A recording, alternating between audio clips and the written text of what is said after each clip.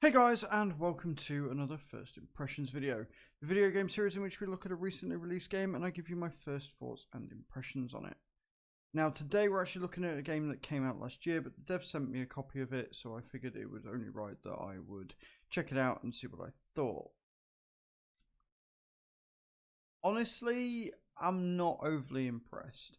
It's not bad and I can see how it could be pretty fun, but at the same time, it's also really frustrating. I don't know whether that's because it's been built more for console or what, but the controls are just a bit disjointed and not very fun to use.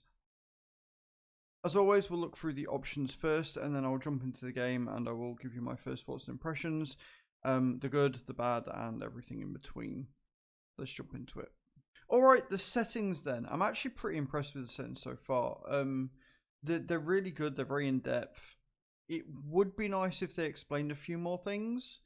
And they do have these horrible scrolling from side to side, which means that you don't know when you're at the end of the options, it just cycles through them.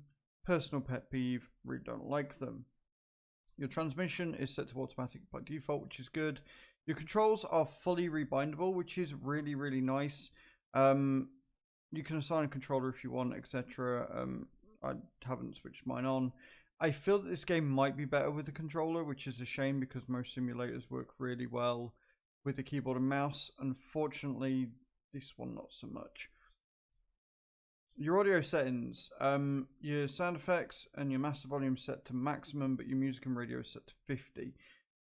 This is okay. It would be nice if they just set the master volume down a little bit, but the fact that they've actually taken this into consideration, turn the music down, is really nice.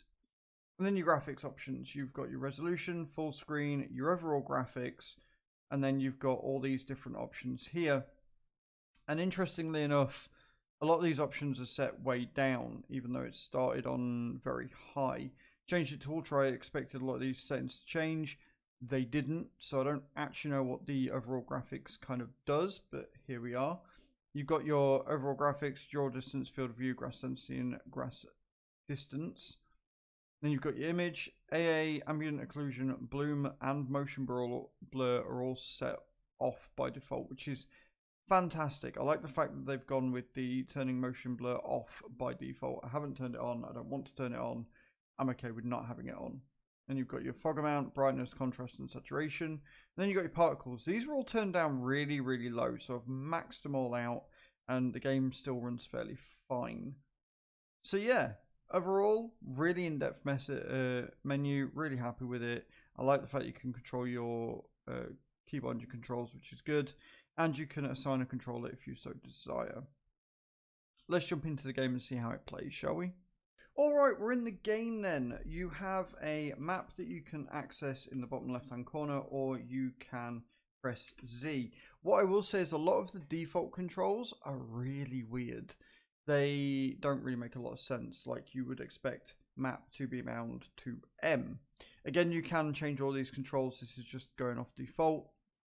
And then as you can see in the top left, you've got all your different options available. You can fast travel between different places just by clicking on them. But if you want to get the full experience, you're going to want to drive. What I will say is that the distance between places is rather long, and it's got a very mud runner sort of style of driving to it, where the roads are very tricky. You've got a winch that you're going to need to use because your car will just get stuck randomly. But overall, the map's of decent size. You've got a lot of areas that you can log in, which brings me to my first issue. The game will, with jobs, ask you to go and cut down certain logs. It will ask you for, so far it's asked me for pine and for birch. But it doesn't tell you which tree is which. So you kind of just have to guess. Luckily, I've guessed right so far, but when you cut it down, it doesn't tell you what you've got. It doesn't give you an inventory that I can see, which would be really nice if it did, just to, you know, when you're cutting it down, it would tell you what it is you've got. Now, games like Farming Sim, which have a very similar but maybe not as detailed system, tells you what log it is that you've got in your inventory. It tells you what what wood it is that you're carrying, cutting down, etc. And it would be nice if they added that in, because not everybody is a logging expert. I'm not going to know what tree is what. I'm not going to know what ash is. I'm not going to know the difference between ash, oak, pine, birch, whatever. Like, I'm just guessing at this point. That being said, it looks like there's only really 2 types of tree anyway. So maybe that's why they didn't add it in. I don't know. This is very, very early into the game. Now, you can drive your car. And this is where, obviously, having a controller would be a lot better. Because using your mouse doesn't change the view, or you can't swing around the camera. I've just tried the arrow keys, that doesn't work either. So I can't see the front of the vehicle. And outside of just using a winch, that makes it really difficult if your car gets stuck. Because if your car gets stuck, I can't see what way it is I need to move to get out. Now, you do have 3 different views, and you can also lock the differential and, like I say, use a winch, which helps a lot.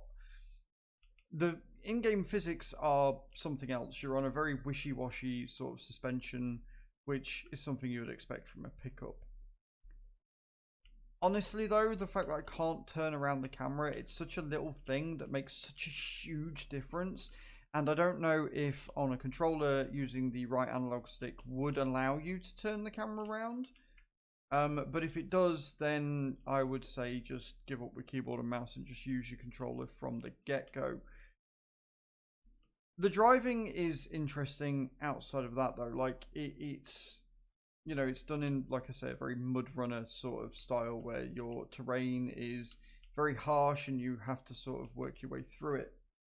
Interestingly enough, though, you don't have damage for the vehicle, which I think would probably add to it a little better. Like, if you had it where you had to look after your vehicle, maintain it and stuff, it doesn't seem like you take any damage at all. And here is another thing. I can't change the camera around, which makes sort of reversing and parking very, very difficult. But yeah, you have a number of tools to start with. You have an axe, you've got a chainsaw, you've got a tape measure to measure how long it is, and I will tell you this for nothing, it is very, very inaccurate. It is much better to over measure than to under measure, although again the game doesn't seem to really care. As long as it's about a meter, it will still give you credit for the job. I don't understand why they've given you an axe and a chainsaw, and also the game starts you off with more money than God, so you could quite easily go out and buy like the biggest sort of truck or trailer that you'd need for all your logging desires. I don't understand why they've given you that much money if you're in a sort of career mode. It'd be better if they started you off with an axe and then you had to buy the chainsaw instead of just giving you the chainsaw, but hey, here we go. So once it goes green, you can then start chopping. You do have to press your mouse each time with the axe, which is incredibly time consuming, or you can switch to the chainsaw, which again it gives you straight off, and then just start chaining. Now, the minigame that is required for chainsawing is, again, it's a bit weird, it's a bit inaccurate. Farm Sim do it much, much better in my opinion. They give you a sort of a line where you can cut and then you just cut. It's quicker, it's simpler, it's much easier. And it's just better in my opinion. It saves less time. You're not doing more stuff that you don't really need to do, like the measuring and cutting of logs is the thing. It doesn't really need its own minigame. And then you measure it to what you need and cut it. You get jobs by going into the shack and you look at your laptop, basically.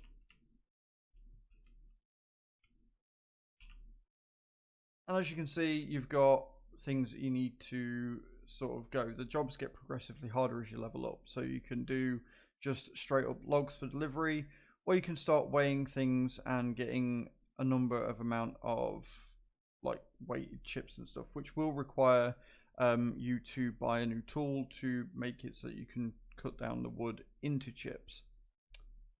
And there you have it. That is the game. Not bad.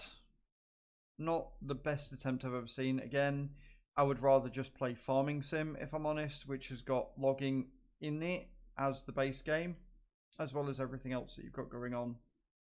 It's not bad. It's probably fun for a little bit, but the way that you can't move the camera on the driving side of it, and the fact that it doesn't really have that much variety in trees, but it also doesn't tell you the difference in trees, is kind of frustrating to me as well. But let me know what you think in those comments down below, guys, and thank you very much for watching this video. Ciao, ciao.